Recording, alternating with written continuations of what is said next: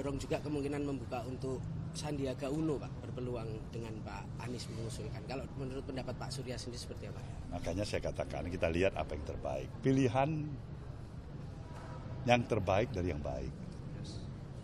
Itu yang harus diperjuangkan oleh kita bersama. Ya kan?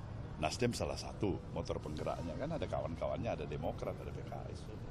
Ya, oke? Sebagai pengusung Pak Anies yang pertama, kenapa Pak Surya tidak menyarankan nama cawapres kepada Pak Anies langsung? Nah, saya pikir kasih kesempatan. Kamu yakin nggak sama capresnya? Kamu yang kamu usung.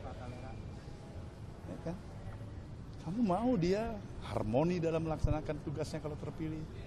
Nggak hanya ngurusin masalah perbedaan satu sama lain di antara capres dan cawapres, atau nanti kalau terpilih presiden dan wakil presiden.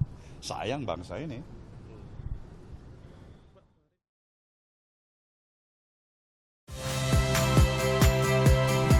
Saya Liviana Cerlisa. Saksikan program-program Kompas TV di siaran digital, pay TV, dan media streaming lainnya.